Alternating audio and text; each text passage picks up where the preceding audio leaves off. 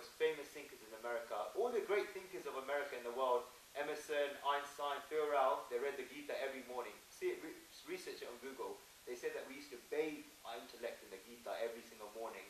And Emerson was trying to define Brahman, the universal soul, and he says, if the slayer, very famous poem, you must have heard of this, if the slayer thinks he slays, or if the slave thinks he's slaying, he does not know the subtle ways I keep and pass and come again.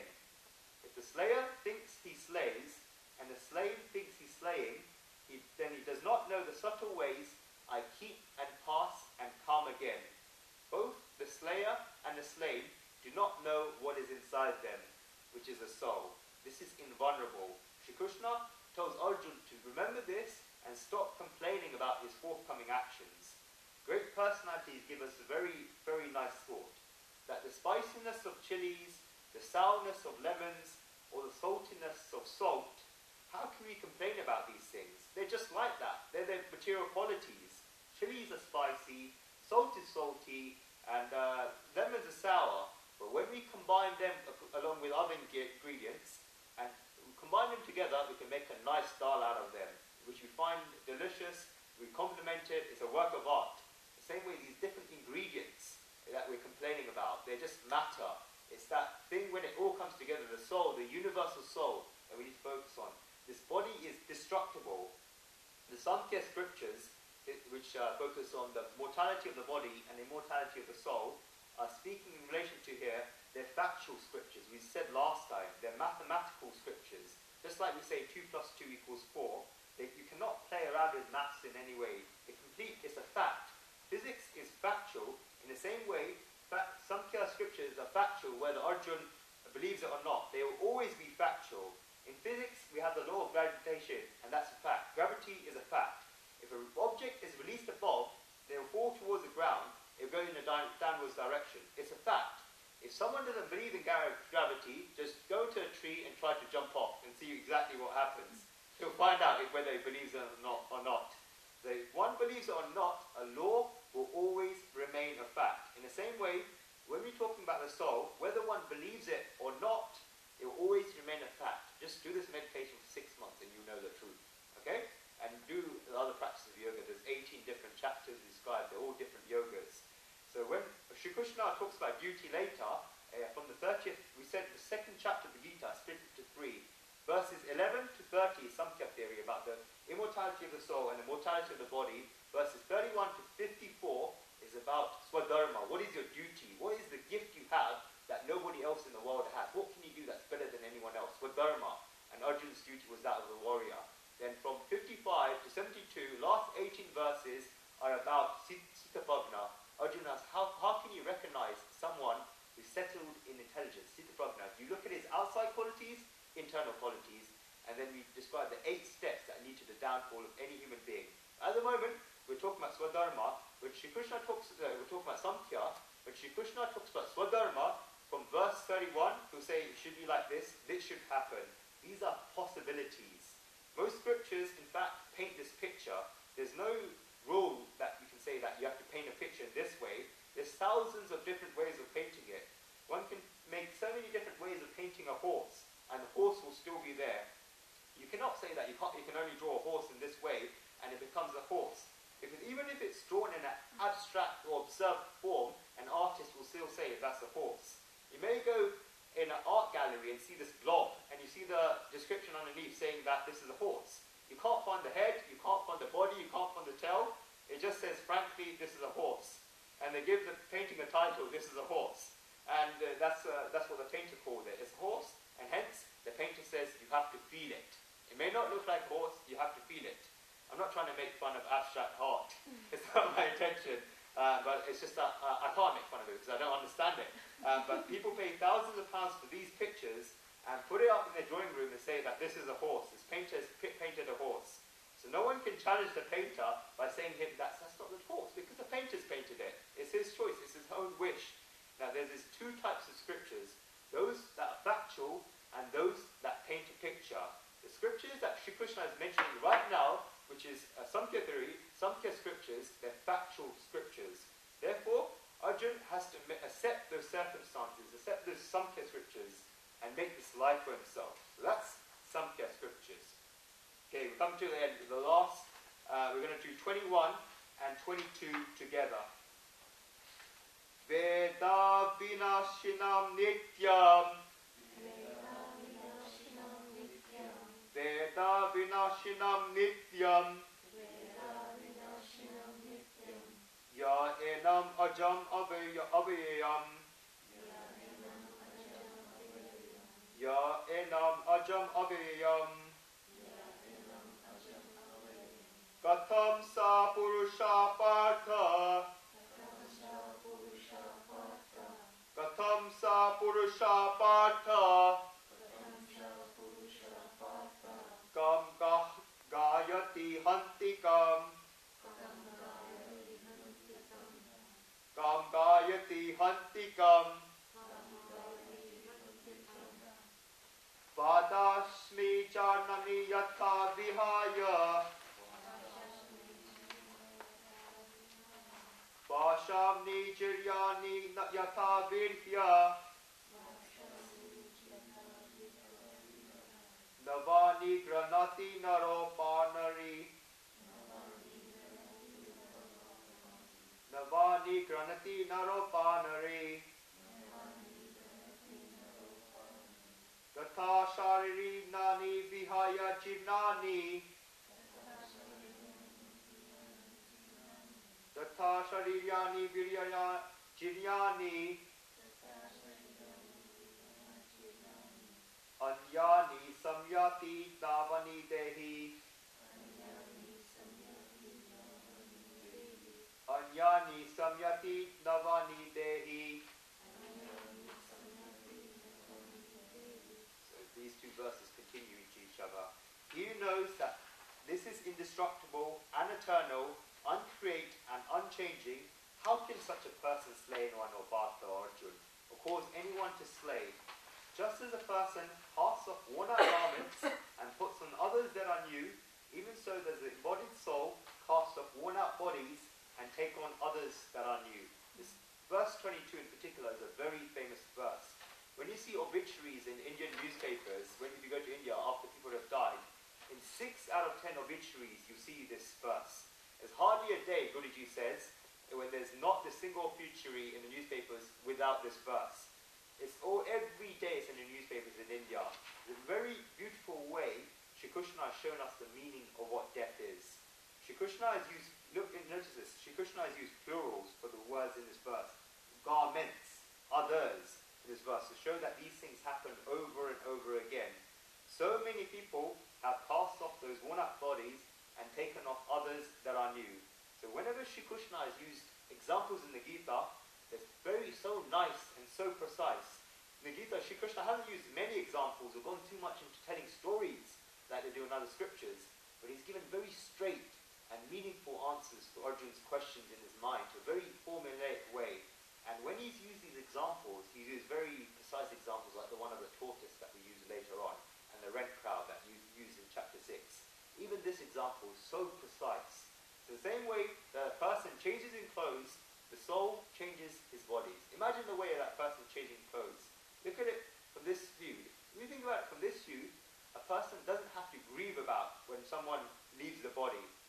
Earlier, we said that we're going to come back to this point in the last class. I'm going to deal with it now.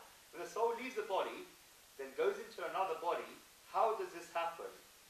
According to the Gita, when we only leave a body after this new body is prepared for us. Therefore, at the moment the soul is leaving this body, then this new body's already been decided. There's specific exceptions to it, which we'll describe in the next class. Is when it can describe what happens between death and the next birth, and it varies with people, and why we have funeral for a certain number of days in Sanatana Dharma. It's fixed. There's two major thoughts that run through the scriptures in Sanatana Dharma. The first is that the soul leaves the body and looks for a new body. There may be a time when the soul is leaving the body and looking for a new body. Gita doesn't deny this in some cases, but in most cases, when the soul's about to leave the body, that at that moment it's already decided whether that soul is going to attain liberation or whether it's going to be enter into a new body. That's already decided. In reality, only when the new body is decided does the soul leave that body. Look at it in terms of this example. When you take off new are hopefully in front of you, right? Especially when you're in front of everyone. When you're alone, you make sure that the clothes in front of you. Yeah. You make sure it's decided. It's your wish that you want to wear those new clothes. Only then will you take those old clothes off. In many translations and interpretations of this Gita, this part is left out. A lot of people don't commentate on it. It's discussed in very few of the commentaries, this example. You must understand, when we take off clothes and put on others that are new, then those clothes are already ready for us, washed and ironed. In some cases not ironed, in some cases not washed, but I hope not. But they're already ready. Only then do we take off those clothes. We never go to the shop after taking our clothes off and say, shop owner, which clothes should I wear? We never do that. It's already decided. They're already ready. In the same way, the karmas of our past life and this life so far determine our next body. Only then, after then, it's decided when the soul will leave that body. So in the material world, it looks as if this person has suddenly left the body, but he's left suddenly from our point of view, but from this universal system, he's not left suddenly. It's already decided which body the soul has going to go into, and when this body will be eliminated. Therefore, when a person, we say a person has a drop death, or untimely death, from a metaphysical point of view, no death can be abrupt, and no death can be untimely. Everything is decided. And the soul is all-pervading. The soul knows. Yours, mine, all of our souls know everything. They know about our past lives, they know about current lives, they know about future lives. In Jainism, Mahavir was able to determine people's past lives. People used to go up to him and he'll show them their past lives. A lot of great saints can do this. As they reach that state, they discover that soul. Do this meditation, it's a springboard to the soul. It's a springboard. A-U-M, or it's a springboard to it. It's the fastest means. And it's responsible for everything I am, responsible for everything Guruji is. And that's how we know the soul. There's other ways as well. Karma yoga, bhakti yoga, jnana yoga, hatha yoga, physical exercises, all of them. And we know it. At this very moment, our souls know it. But the soul has a disguise, and the soul is hidden. And we have to be told how to discover this soul. You don't have to invent it. When we say that person is a genius, he doesn't invent it, he discovers it. There's a difference between those two words, to invent and to discover. In reality, there's no inventions in this world. They're just discoveries. It was hidden and we found it. In the same way, this Gnan was always there and it gets discovered. Guruji likes this book by Robert Burke. It's called Illusions. And it's written, forgive me if I'm distinctly doing variations with the word, but more or less the meaning is this. In this world, we are all learners. And what we learn is discovering what we already knew. Teaching others is reminding them what they know as well as us, and doing is exhibiting what we know, that which we know. We are all learners, doers, and teachers. So Robert Burke has written, in this world, we're all learners, and what we learn is discovering that which we already knew. Teaching others is reminding them what they know as well as us, and exhibiting what we know. So we are all learners, doers, and teachers. Nothing is new. Nothing is original. It's the soul that decides when the next body is, and when it's going to depart from this current body. In this period between the two bodies, it's unmanifested, and we'll discuss that in the next class. Very important topic. The death is just like removing those old clothes and putting others that are new. This fact has been demonstrated in various examples. In the Mahabharata, it says that leaving a body is just like leaving a house. When your old house is getting old, it's getting dilapidated. Srita, I know you do a lot of property. When a house is getting dilapidated, like the one we're working on at the moment, it's a complete mess. You make up the new house. You make that new property up. When you're ready to leave that house, you know the property is there. And while living in your old house, that property is already decided. You've got that property ready. Only then you leave the old house. Otherwise, you'll be homeless, or you try and be a squatter. In the same way, while the soul in its current body is already making up the next body. It's already doing this. Please don't take that point in a material context, that when the body finishes, the soul just jumps into this new body. This whole plan of action, this whole process has already been decided. When the soul is in this current body, it's already decided the structure of the new body. Everything's decided. We explain the reason for this logically. If we want to decide, let's say one were to die in the evening aged 50, then for his next body, his father and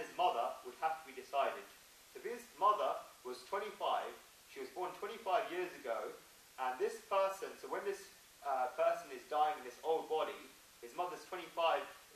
So since these 25 years since his mother was born, so that's already been decided. That mother, her karmas, it decides what child she gets, and this person, when he dies, it's already determined which mother he's going to get. So in those years in his life, it's also important, not only what his mother did, but also what he did.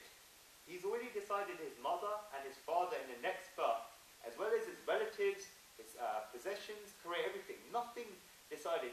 Your parents is already decided, your children already decided, your spouse who you're going to marry, it's already decided, or it's going to be decided based on your karmas. All of this is decided. So Queen and Archer were already decided. There's a match made in heaven. Yeah. So that's what he said at the speech at the wedding. So all of this, so father and mother already decided. All relatives, possessions, career, all of this is decided. All of this is decided when this person is dying, when he's about to die in his current birth. So this person that's about to die has already created that structure, and that's the meaning of this verse. So we have a lot of responsibility about how we're living our current lives and how we're going to determine our next birth. It's not a straight jump. It's already, it's a process, it's a long drawn out process. We're living at these two double levels. We're repaying our karmas and obtaining pleasures and pain because of our past karmas, but at the same time we're determining our future births, our next births. It's just like saying that we're living in this old house, but we're making up that new house. So we buy these, for the new house, we buy the furniture, we consult the architects, liaise with annoying agents, liaise with the builders, make necessary plans for that new house. So this is all done while living in that old house. In the same way, during our current life, we're already determining not only our next life, but our future lives. Because of this, our life is a very, very big responsibility. First of all, we have a responsibility to ourselves. Then we've got a responsibility towards our family, as well as our friends and relatives on next birth, because they're all going to be affected in some way or the other by how we live our lives and vice versa. Think about this when you're drinking coffee or tea at home. Think about this, how you're going to live your life. We're planning so much for the future, but we don't plan for our future lives. And if you don't know about this, then you have to face the consequences. If you're living in your old home and making up your new home, but you don't know about the interior designing, and you don't